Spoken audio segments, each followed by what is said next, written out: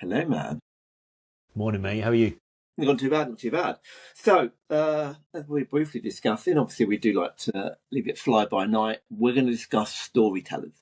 And luckily, there's not a lot of research you could done on this subject because you only see a few things in Business Insider or I saw something on CNN or that's the NBC, CNN, and some of the random alerts that I get through Google. And essentially, Yeah. the problem has arisen, so over the last, you could say 20 years, but particularly last 3 years, where software is becoming ineligible. Ineligible? Or illegible? That's a better word, rather than illegible. Illegible to a lot of people. What does it actually mean for me? Where is the value? What do I use it for? And is it going to lose me my job eventually? Am I trading the machines to take over from me? And this was never really a problem with SaaS because SaaS means man sits down, we get him a kind of ERP license, we get him a kind of HC license for like PeopleSoft or Workday or Gusto or whatever. And Bob's your uncle. That is never going to take his job. It's just going to augment his job. And then we throw in an ATS and we throw in this and we throw in that, we throw in people analytics. None of those take your job. None of those even purport to take your job. They don't even purport to actually, we're going to massively make you from 100 HR department down to 10. They basically say, look, it's going to be really efficient. You might lose a couple here and there, and you'll be able to expand the business. Really, that was most of the tooling. That kind of changed a couple of years ago when most people in the AI space realized the only real revenue that they could really make any money off, enough money to cover the insane capital cost, is pretty much a labor budget. And therefore they realise their kind of doom and gloom storytelling of, well, it could save the world or you could all die. You could live the life of Riley or you could be in a bunker, could be creating a nuclear war. It doesn't really wash anymore. So basically they realise they need storytellers. And so articles have been popping up in the last few weeks of OpenAI paying someone 360 grand. Is it HubSpot or another company? I think it's Notion paying someone 200 grand. Basically someone, I don't know if it's Anthropic or someone to pay someone half a bar or up to 700k, all this sort of stuff. Kind of, you can just think it's just BS because obviously we get a lot of BS in the press. I looked on LinkedIn and there's a few people with their storyteller in their name, and this is like brave. It's almost like the evangelist a few years ago where you say, what's your job? I'm an evangelist. You're like, what do you mean? Like religious evangelist? No. Yeah. Right. So it's kind of that. But I met a couple of people on a Bitcoin crypto circuit, and they were getting paid a fortune, literally a fortune. I was like, damn, this evangelism stuff, like, it's moved on from Billy Graham. So in reality, mate, this is actually going to be a thing, and it's a thing because I think you've gone down the rabbit hole and I've gone down the rabbit hole. And actually, most people in my inner circle, like including my cousin, is so far down the kind of AI tech rabbit hole. But the average person has no idea what OpenClaw is. It sounds like a manga kind of magazine when you say, I'm just looking at OpenClaw. So my son even asked that, goes, oh, what's OpenClaw? Is that like a new magazine or something? I'm like, no, it's not a manga, mate. I'm not going to buy any more manga. So anyway, that was my little intro monologue. So, thoughts, man? What are your thoughts? Yeah. It's an interesting space, right? I think on the storytelling, it's important, and why people are my read of it, right, is this from everything you've just kind of said. There is makes sense, tallies up, because if you can tell the right story, well, first of all, everybody loves a story. Yeah, Everybody loves a good beginning, loves a juicy middle, things happening, and then obviously the ending, so long as it's a positive one, particularly when we're talking about AI for humanity, that's a great thing. But more importantly, for the businesses at the moment, why they're maybe choosing to go down this route is, and really sort of place more emphasis beyond your marketing, your run-of-the-mill marketing, is you can control the narrative, right? If yes, you can control the story, you can control the narrative. And if you can control the narrative, you can position it well with the relevant audience. And depending on who the audience might be, could be governmental, to try and ensure regulation doesn't keep pace with change. Yeah. It could be from a business kind of point of view, right? I mean, look at Anthropic's launch of Mythos. Is it really the most advanced cyber model ever existed? Maybe, maybe not. I don't know, man. Probably. I don't know Yeah. enough about that. But by telling everybody it is, and by making it exclusive, and the story is conditioned to make it almost a FOMO software, you've galvanized a very, very clear audience with deep pockets. Yes.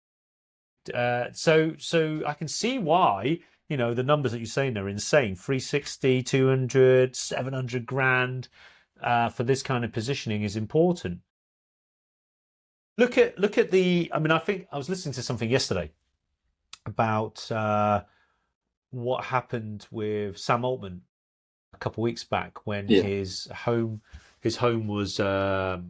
attacked basically with a Molotov cocktail. Yeah. And that guy Daniel Moreno, I've still got to say allegedly, but allegedly Daniel Yeah. Moreno attacked his home. And when they kind of looked deep into this, he'd gone down a rabbit hole into the kind of manifesto. He'd written a manifesto about AI and its dangers. He'd really sort of fallen into that kind of like echo chamber of the dangers of AI, right? And so if these companies aren't controlling the narrative, because they set their stall out originally to say, hey guys, this is their business pitch, wasn't it, Gary? Which I always thought kind of was really interesting and bold. We could be building something that could save everybody or could kill everyone, right? And they were as bold as to say that, right? And yeah. And I think they've realised, wait a minute, that's a very dangerous narrative to be continually saying for these reasons, and now it's kind of manifested into violence. So getting on top of that and having a team of individuals that can control the narrative, be essentially like politicians have had it for years, a spin doctor in some senses, to kind of lay the path. It's no surprise. I mean, look, that's a lot of money to you and I, but it's a drop in an ocean to them. And if they could get to control the narrative, it's worth every penny. Yeah, that's a good point. I suppose if I try a few things together. So my kids watch probably more shorts than they should, YouTube shorts. And they're not on TikTok, but they watch a lot of stuff for YouTube in the morning. So you're like, okay, those are doing like micro stories, micro dramas in like sometimes 60 seconds and sometimes a minute or 2 minutes. And there's a guy called Darman, Asian guy in the US, and he realised many years ago that he could do very, very average, almost like high school production. To be fair to him, it's actually better than high school, but no better than like university footlights at, say, Cambridge or whatever. That kind of 18, 19-year-old level of acting, not like raw Shakespeare stuff, but do them with really, really like viral stories. And so he would get these kind of okay actors. They would never make it in Hollywood. They're not that level, or even like on into the TV and stuff. They would never make it through the traditional path, but they're good actors. There's many of them in the world.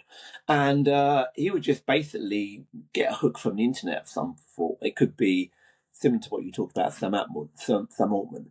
Find a story and then find a metaphor for that story, and then act out 10 micro kind of dramas within a period of time. It could be 10 2 minutes, it could be 10 3 minutes, so that he knows he can program it into phones, mostly mobile friendly. And that has basically changed the way audience think.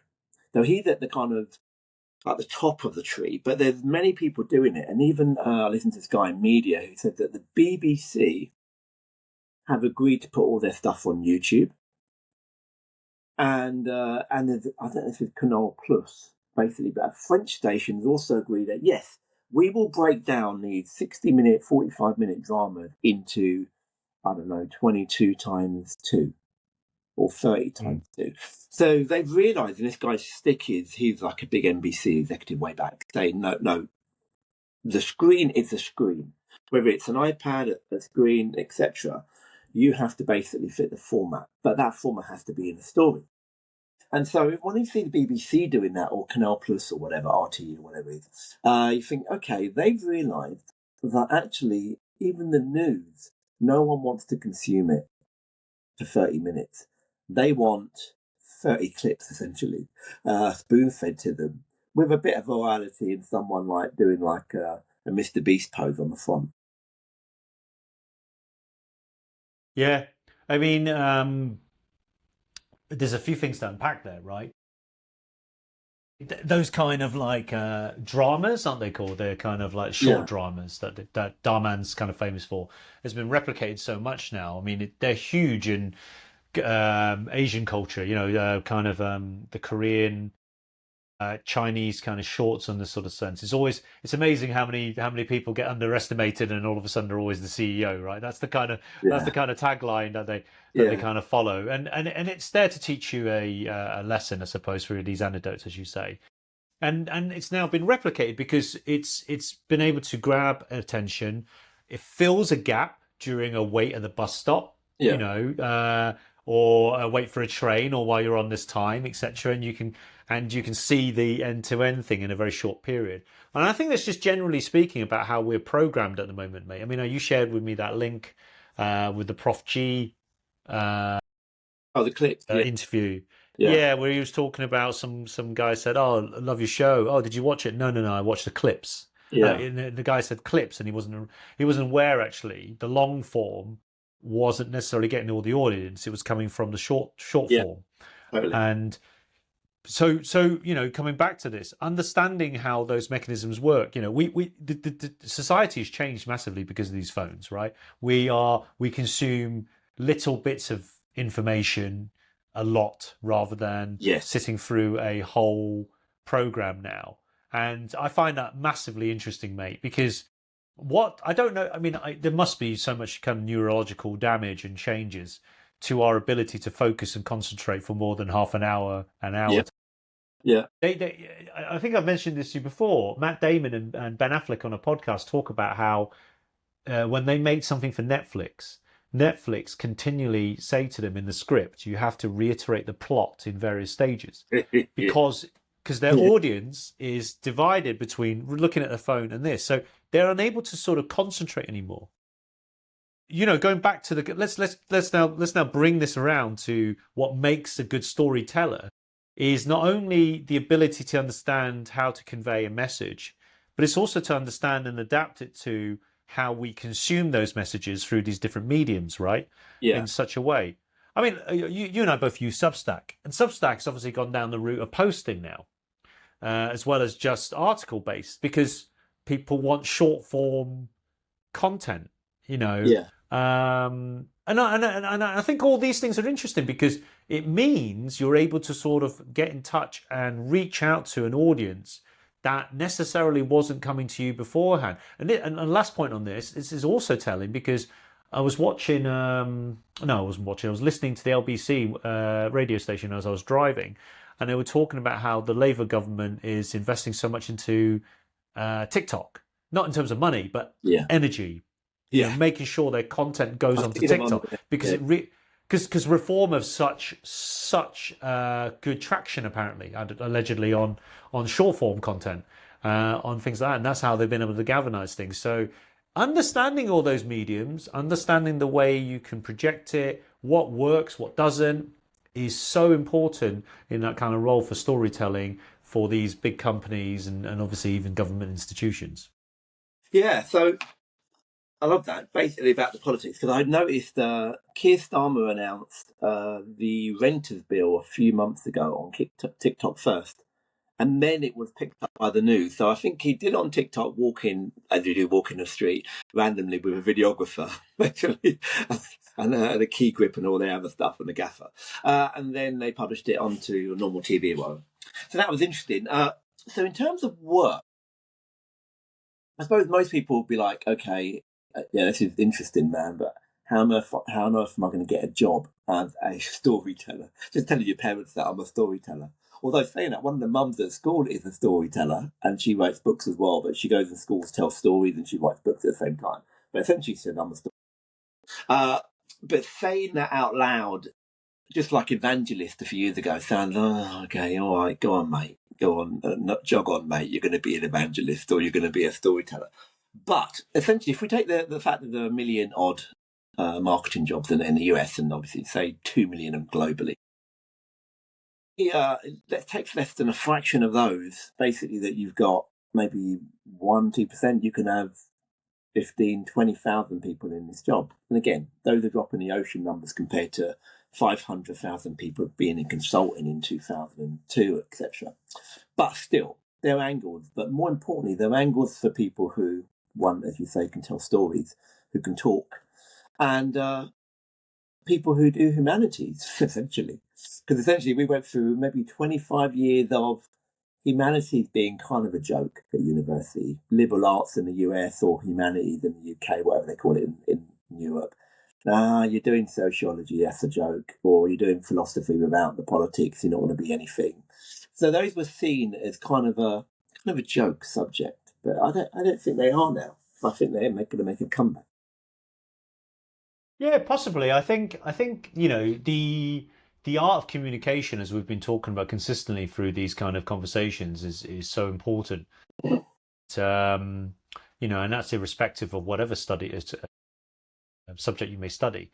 I think in terms of the storytelling narrative, right? So we've established the importance why people want to do it. We've established that you've got to understand all these different mediums, but you can also, as you say, how do you get into that? You can attach it to anything. One content creator that I watch a lot of is a guy called actually I don't even know his name. The channel is called School of Hard Knocks. Have you seen that? Yes. It's not Alan de Botton, is it? It's not Alan de Botton. That's I don't know who he is. He's a young guy. He's about 22, 23 years old. Oh no, that's another guy. Yeah, there's two guys. There's him and another guy called Botton, I think. It's called Hard Knocks. He's got really good imagery. Yes, I know. He basically his plug is quite simple. He's successful because he's an excellent communicator. He's fearless. He'll go up to any rich person that he sees and he identifies them through basically the car that he drives or whatever it might be. And he's got a great way of disarming you. And the first question he asks Gary is, "Hey, excuse me, sir, how did you get rich?" Right? And people are just like, "What?" That guy. I'm thinking of another one. Yeah, I know that guy. The good-looking guy. Yeah, he's just fearless. He asks really great questions. He's persistent. And, I look at this, right, and why does this all link to storytelling? Because he has created a community. By the way, two things. One is he must have the best Rolodex in America right now. He must know he must know every billionaire going around, that, and he's been able to engage with them in conversations on a level. And it's so much so now that peers are watching these things, seeing their mates getting interviewed. They want to get interviewed. So by the time he approaches some of them now, they're going, "Hey, I watch your stuff," and they're eager to talk, man. And the people that he's engaged with are been instrumental, and also ones that you've never heard of, and do things that you never thought you could make. You've gone from bath bomb makers to tobacco moguls to tech to PR to whatever it might be. People have made money throughout. They interviewed Forbes, the lady who created Forbes, and she was talking about her business consulting and all this sort of stuff. He's been able to tell a beautiful, amazing story for any would-be entrepreneur, to understand journeys, different trials, what the commonalities are, which is basically what people have been doing for quite a long time, that who are connected. What's his name? Tony Robbins. Yeah. Tony Robbins is a phenomenal motivator coach, but incredibly astute business person. Because he motivates and works with so many individuals. He basically just works with people like Ray Dalio, Warren Buffett, yada yada yada. He finds out all their commonalities and he's able to portray it into his medium and to his story. And I think what these kind of channels do are the same thing. And what they're doing, Gary, just the phone. Obviously, they'll probably have a bit more sophisticated camera work now, but it's just the phone and a microphone and the ability to go up and engage and talk to people. So I think what this does do more than anything else is to show people if these are the kind of fields that you're interested in doing. Yes, you could be. Everybody will want to go, "What are you doing? You're walking around, be a content creator or social media, whatever it might be."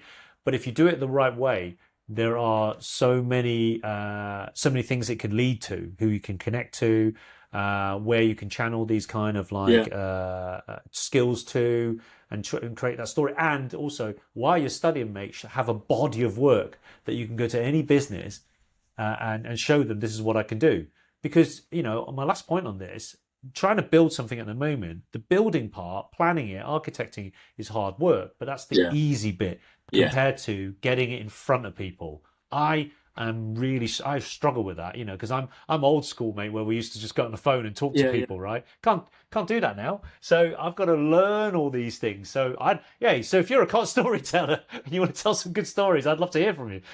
I think it's right that these roles come about if you can connect people in the right way, right? Yeah. So I'm going to list some roles that I saw in searching for this, Yeah, how many roles there were, etc., and just the whole data analysis. And so there's head of a new media, I've seen, head of yeah. community, which is kind of like maybe a decade or so old, but people know community. But again, if you said community like 20 years ago, people think you're crazy. I'm going to be head of community or blah, blah, blah. People are like, what is that? But obviously that became a big thing in SaaS, maybe 10, 15 years ago. Head of storytelling, definitely seen some of those in LinkedIn. I haven't seen chief clipping officer, as a guy said. Chief clipping officer is interesting because it's almost like there was a meme many years ago when TikTok first started, and you'd have these guys and these girls in like almost like they were working insurance. They're all suited and booted, and then the camera pans, and then there's a TikTok kind of intern doing like crazy dances because the boss has said we need to be on TikTok. And TikTok leads that kind of, it was the dancing era of TikTok, 2018, 19. And so Yeah. there was that kind of mashup of, actually, it's similar to Keir Starmer's on TikTok. Keir Starmer's announcing stuff on TikTok. Can you believe it? Then we've got Chief Narrative Architect, Distribution Officer, I think it's Chief Distribution Officer, Director of Content Performance, it's a bit of a mouthful that one, and it's got a terrible acronym, Chief Retention Officer, Head of Brand Partnerships, and head of content events or brand head of content stroke brand events. So those are kind of some of the names I've seen around which might have storytelling written in their bio in some way, shape, or form. And so it's a broad spectrum, and so you won't always see the head of storytelling or someone announcing it. But any of those roles are where someone would put underneath, yeah, I do a bit of storytelling as well. Because all of those, from the community storytelling, finding an art, finding some IP, to the content, to your man of Hard Knocks, he's found a story arc which is very simple to get out in a minute and a half. Also, he's found locational because the locations are pretty good. So he's got all the kind of lifestyles of the rich and famous going way back to when before you were born, even, which was quite interesting because people like to see lifestyles of the rich and famous, and they like a rocky story. Well, I was on doing the docs, and then I blah blah blah, and then I wrote a book, and then I made a film. People love that shit, and so all of these roles, you'll see the names in different firms, but they're basically saying, man, you've got to come here and you've got to be able to weave a story and not just one story. Because what they're saying are, what we used to do is have this website and post loads of content to it. And people went to the website. No one's going to the website anymore. So now we need to almost be like HBO. Before HBO had a streaming service many years ago, they had to put their content onto different platforms. And so therefore they made really good content, really good IP, Game of Thrones, this, Soprano, that, The Wire, but they had to publish it somewhere. And I think the guy in kind of brand marketing was saying, that's it. Your person has to come in and they've got to create multiple different albums, as it were, or veins of content. And then we publish it in different places and then reformat it, resize it. But essentially, we need you to come in and create almost like 4 or 5 different series the way HBO would. Particularly if you think about a company with reasonable size, particularly if they're paying big tickets like this, they've got different product lines, and depending on what those product lines are, you've got to be able to tell that individual story. As you were talking, I just had a quick look on. It reminded me about Duolingo. So Yeah, yeah, yeah. do Duolingo is a fascinating business to me for many reasons, which I won't go into right now because I'll bore everybody to death with this. But one thing I had seen was that they were talking about was their incredible growth in terms of like social media following and numbers, but also, moreover, their conversion from the awareness, they call it awareness to consideration, to actual captivating the audience to users, right? Was this kind of cycle where they grew it in the age bracket between, I think it was mid or late 20s to kind of mid 40s. Okay. So quite a decent range. But they did it, mate, through the story of killing the owl off Duo. And they made it it's total bullshit, right? Duolingo, if I load up the app today, my kids and I use it to learn various things. Yeah, it's still got the owl there knocking around, right? But the idea was, let's kill the owl, and they made Duolingo Dua Lipa's other half, and Dua Lipa was mourning, so she obviously got paid something for this. But in lieu of flowers, they said, we don't want your mourning that way. We want you to embrace what Duo stood for and learn the language, and that's what drove growth. But it's obviously a bit of a kind of marketing trick and a bit of a hack. But it was the story behind it that made everybody kind of sit up and pay attention to it. And, and the article I read about it originally, I remember the last line where they were going, well, did it work? And then the person always asked, which is, well, can you name me one other language app? And I really, and I know things like Rosetta Stone and all that sort of stuff, but Duolingo is the go-to, right? It's the thing most people kind of talk about. But again, it's the story, man. It's the ability to. So when you're talking about these different kind of roles that exist now, they are all sitting inside. Let's call it what it is: verticals within that kind of storytelling capacity. If you're a community manager, your audience is very defined towards the community. But what's not defined is how your community connects with you.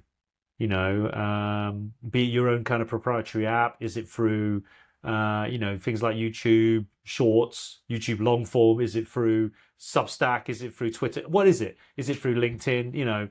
They all require a different skill set, and an understanding of how algorithms work and all this sort of stuff. So it's not an easy job. There's actually quite a lot of things behind it, more so than just basically dancing on screen, right?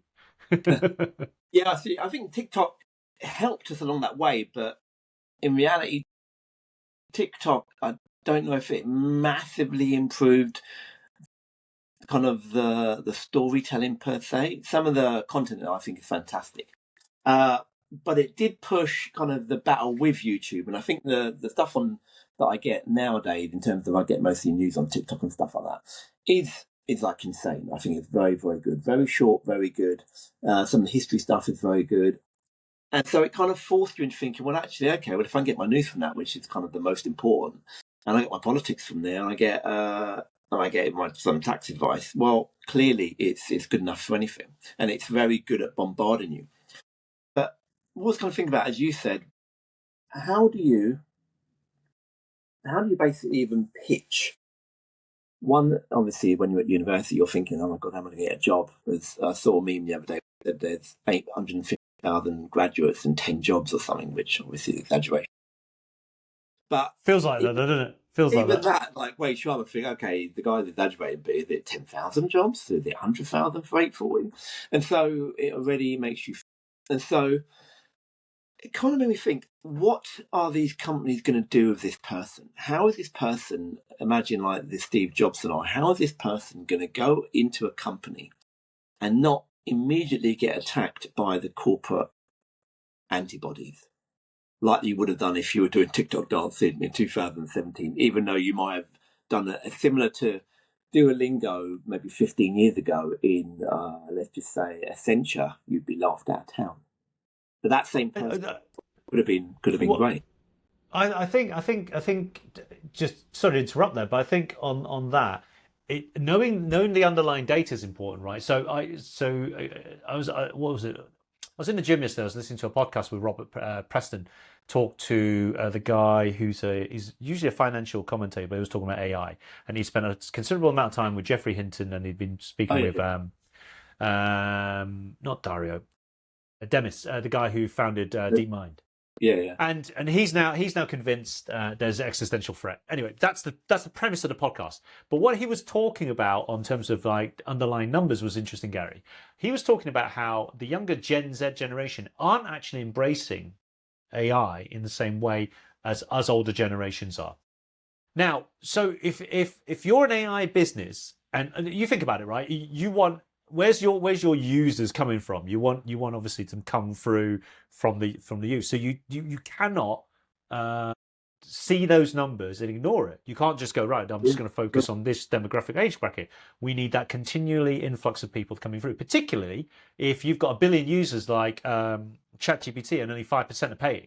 Right, that is a fucked up business model, right? Yeah. So you want these new users coming into that system. So you need storytellers that can hit them in the right mediums to show them why they should give a shit about AI and why in particular they should use your product. And I think without the relevant marketer, storyteller, community, whatever, king of clips, queen of clips, whatever it is that you end up calling these people to do, if you don't have that person that really fundamentally understands how do I take this message, package it in this way, spin it to this thing, make it relevant to these individuals, and then post it or use these vehicles in a natural way that can kind of disseminate, I think you're missing a massive trick. Because right at the beginning you said this, right, to me, whereas it's funny how the big tech companies are losing a lot of narrative because big, the mainstream media, which was very contained in a way that you and I grew up in the news, mate. We watched, what was it? Maybe news after the whatever the kids programs were, 6 o'clock news, 9 o'clock news. It was, and ITV was 10 o'clock news, right? So your news was compartmentalized, so it had time to be shipped and packaged to you and I. Totally. Now, mate, something breaks, bang. Every angle that you can see it in, you get XYZ narrative, you get whatever, and you have to compete in that space. You have to compete, otherwise you get drowned out.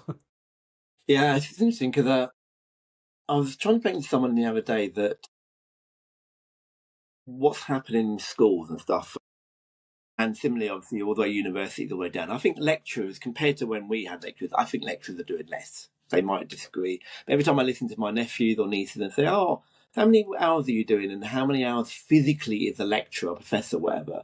Oh, well, there's about 25% that's online and stuff. So I think overall, whether it be the students attending and the lecturers attending, there's just an absence of, well, actually, this is going to be touching grass in real life. And so that whole IRL thing means, okay, we've got to now rethink this. Because even if professors who love to lecture are not willing to actually always turn up 100% of the time, gagging through it, then actually they've already said what the market's gone to, which is it can't all be in real life.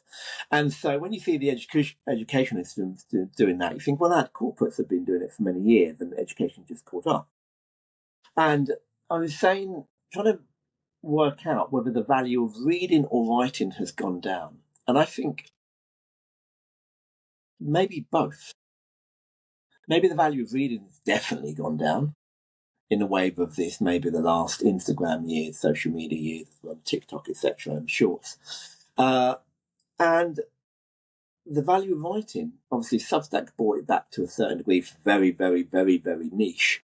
But even the value of writing has gone down. And so you question who was holding on to those two things. And we're just going to assume they're valuable. Like I assume a maths education is valuable. Yeah, it is. If you want to get involved in maths or be an accountant like me, great. But is it always valuable? Is it more valuable than an artistic way? Is it more valuable than a Banksy who can articulate exactly what he's feeling and what you should be feeling in, like, I don't know, 2 seconds?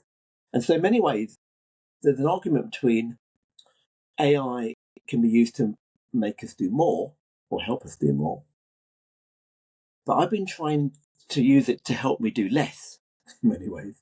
And that sounds ridiculous, do less, what do you mean? Well, actually, I could easily write like 1,000 words a day and think, yeah, no, very few people are going to read it, whatever. And it'll be valid, it'll be good stuff, I think. And I'd learn from it. But how do I get those 1,000 words into one image, basically, that some people will Sure. get, some people won't get? And that is taking a lot more time because I've been trying to find an aesthetic, which I think I might have found for one of my veins or whatever, but something that is so easily and brutalist, as you might say in artistic terms, that actually I needed AI to help me get there and to draw it and to think about it and to like go through like literally 60 iterations. But the idea is to present like very little. And I think when we come back to the storytelling can be like voluminous stuff and shorts and that, but it can also be how do you create not Banksy, but how do you create the corporate equivalent of the Banksy for your image? Duolingo, I get their mascot. The gecko, mascot. The bloke who does the Go Compare, who's the big guy singing. There's obviously the meerkat, then there's the big guy singing.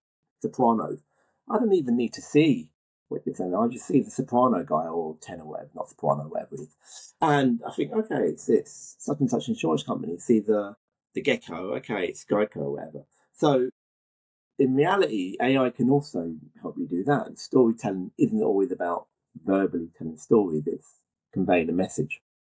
Yeah, you know the Don Drapers of this world, right? Having the ability to condense it, and again, you know, when I was doing the workshops with the kids, I call them kids. It's probably wrong, but you know, with these young adults about Yeah. being effective communication, and this translates to things on written CVs and all this sort of stuff, Yeah. right? We should not be conflating amounts, volume as capability or Yes. value, right?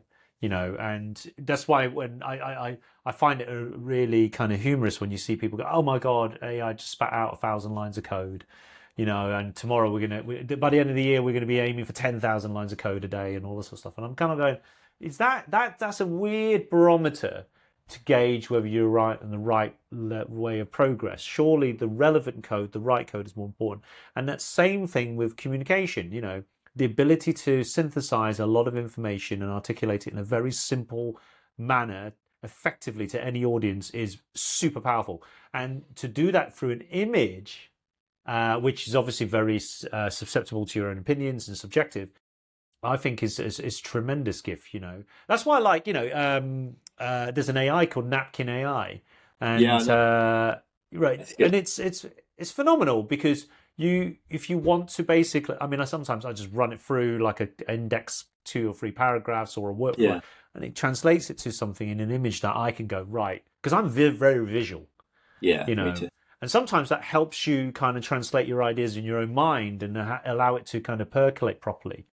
So I can completely understand what you're saying there, mate. The importance to do that is incredible, but it's a very hard skill. You know, how do you learn to draw something into an image? You know.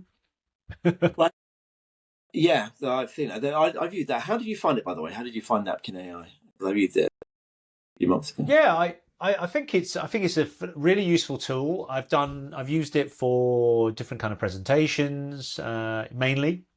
Yeah. I use it for my kind of like GitHub notes sometimes Gotcha. when I see things and I go, how do I actually distill this down? Yeah. Sometimes I write long form. So, for instance, I'm doing some content for the website I'm building at the moment for me, where I'm just helping people understand different methods to interview, for instance, you know. Yeah. And I'm Okay. like, it's very wordy. How do I put this into something a bit more digestible and palatable? And so I'll try different images. I don't always use them, but what I'm fascinated about is how quickly that AI tool is able to synthesize quite a big chunk of information and what Yeah. its brain is doing to convert it into that. And it's not, and as you know, Gary, you're not offered, you know, when it first came out, you were offered one or two free different kind of options. Now Yeah. the options are pretty wide, you know, quite a varied amount, different kind of senses, some without words, some with words, some just images, you know, Okay. and different, some are angular, some are this, that, and the other. I think it's a phenomenal tool, and I've not paid a penny for it yet. How did you So discover it, by the way? How did you discover the product? I'm on all sorts of different AI newsletters, and also from short form. Okay. I'm sure you see. Look, talking about storytelling, a simple way to get for an affiliate marketer to work in the AI space is, I don't know, day one of how many websites you may have never heard of, or 300 whatever websites you never heard of, and then they show you these different things. And I think one of them would have come up on Napkin.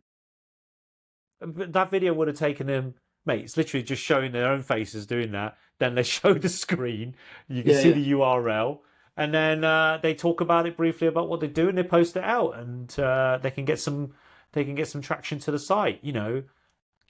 It's the same thing, isn't it, mate? You'd look at things if I tell you a story about it. Oh, by the way, I used it for this, and it helped me with that. And then if those kind of 2 points kind of reflect or are in parallel to the kind of challenges that you're own doing, you'll definitely look it up. Why would you? To see whether it kind of suits. Similar to you, I used it about a year ago, and I don't know where, but it was maybe one of those AI shows that I listened to, and they talked about it. So, but yeah, even discovering that, it's like, how do you discover it? But maybe as we finish off and we really kind of bring it back to the corporate, I'll give you my example of, or real life example of, say, my finance function. So in finance, I've veered between like 60 and 120 people, generally in banks. Initially, say at the 60s, there were a couple of people, and we called it MIS. The function was called MIS. It was called Management Information Systems. And basically, it was like taking random information and trying to present it in a much more cohesive way, from the accounts, balance sheet, P&L, trading volume, etc.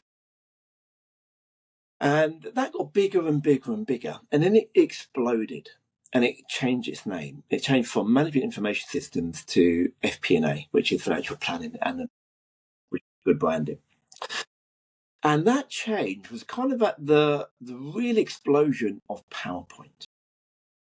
PowerPoint was always there. We could have used it from the mid-90s or whatever, but it didn't really catch on. And it really caught on really after the Gulf Wars, etc. For some reason, because the army guys are using it. But in corporates, I saw it kind of explode early 2000 from, we're going to have 10 sheets to this pack is like 150 pages. And if we think about PowerPoint, and you would have seen it in your role, PowerPoint is just storytelling on a landscape canvas. And everybody understands that storytelling. Because if you basically produced it and it only had text for 150 pages, people would just laugh you out of the room. You're going to put the napkin diagrams in there. You're going to basically have some blank space, some negative space if you're good at presentation. So you're going to do all the things, and you're basically saying, I want this to tell a story on its own. I want to be able to tell the story if I have to go and present it. I want to be able to skip certain chapters of the story. But either way, I'm going to present the whole manuscript to someone. And then my storytelling ability, if I'm any good, is going to really show me off as very good, on top of the fact that I've already given them a good manuscript. So that said, storytelling's always been with firms, and actually there's probably every second person doing PowerPoints all day. They're all storytellers. They're just not called storytellers. Yeah. And sorry, while you were talking, it just jogged my memory about, I can't find it, but there's a chap who who works for a business that does API. They've created open APIs for integrations, and they've weaved in the storytelling aspect through Gamma AI. So Gamma, as you know, creates PowerPoint. So to your point there, it's taken up kind of PowerPoint power of the PowerPoint, as you've kind of displayed there, right, to tell a story. Particularly, look, and if you can tell an exciting story in the kind of accounting finance world, right, and it can be exciting, particularly if you see growth, and it can be kind of frightening if you see sort of decline or whatever it might be, right? So, but notwithstanding the ability to communicate that to an audience of people, to make them sit up, pay attention, and then make it relevant for them, is impactful, and it cannot be underestimated. And I think with the power of things like AI, like a Gamma, what I found interesting about the post that I can't find was, rather than the kind of traditional aspect where here's my brief, create me a presentation, I'm going to take it to a client pitch, they use Gamma to go, right, what are we doing a lot of when we're presenting to our customers about these APIs? I don't know, it could be this chunk of information. Could be about setup, could be about implementation, could be about whatever it might be. Then they create the narrative as when they're doing the demo or the onboarding to connect it to Gamma, so that Gamma can then provide the story narrative as you're going through that journey. And I think, look, whether it's a fad, whether it's really impactful for customers, remains to be seen. You know, I believe it's only kind of like a month or two in, but I like the idea of taking what you've kind of said there, well, we see how powerful a PowerPoint can be, even in these modes. Why don't we translate it to something that really matters to us in a business critical position? You have got to see, you know, what kind of person has that kind of foresight, right? That's the talent. To see it coming before it's actually happening, to understand the topography of the skills available and the tools available, sorry, and then actually understand well enough your story, when to project it to people as well, and why it's valuable for them. That's the kind of makeup of this kind of role in the corporate field. You know, that's a weird job spec, isn't it? To kind of run. That's the future. Okay, that's another episode of The Career Capitalist, and I'm Gary. And I'm Man. Thanks, mate. You're Man. I could stay for you. Pod.